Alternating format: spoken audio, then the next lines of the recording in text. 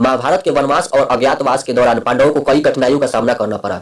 इस दौरान जब पांडवों को अपने अस्तित्व को छिपाने के लिए अज्ञातवास में रहना पड़ा तो अर्जुन ने अपनी पहचान छिपाने के लिए एक खास रूप अपनाया। वह समय अर्जुन की वीरता और साहस का आदर्श उदाहरण बन गया, जिसे विराट पर्व के रूप में जाना जाता है। पांडवों का अज्ञातवास 1 वर्ष का था, जिसमें उन्हें अपनी पहचान छिपा कर रहना था। यदि इस दौरान उनकी पहचान सामने आ जाती तो उन्हें पुनः 12 वर्षों का वनवास भोगना पड़ता। पांडवों ने यह निर्णय लिया कि वे विराट नगर में अपना अज्ञातवास पूरा करेंगे। विराट नगर, जो कि कीचक और अन्य राक्षसों से परेशान था, वहां के राजा विराट थे।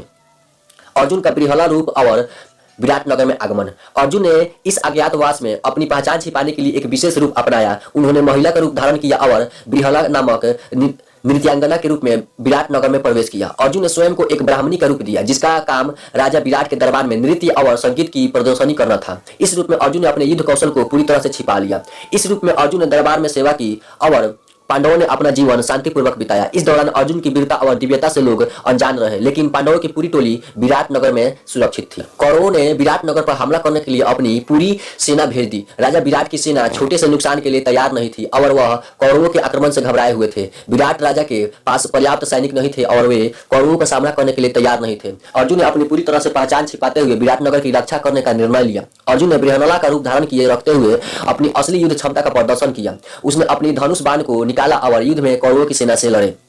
अर्जुन ने अपनी गुप्त युद्ध नीति और कौशल का उपयोग किए। उसकी युद्ध कला इतनी प्रभावी थी कि कौरवों को तुरंत उसकी वीरता का एहसास हुआ और वे भयभीत हो गए। अर्जुन ने कौरवों के कई प्रमुख सेनापतियों को हराए और विराट नगर की रक्षा की। इस युद्ध में अर्जुन ने अपनी विशेष दिव्य अस्त्रों का भी प्रयोग किया। उसने बाणों की बारिश की, जिससे कौरवों की सेना में हाहाकार मच गया।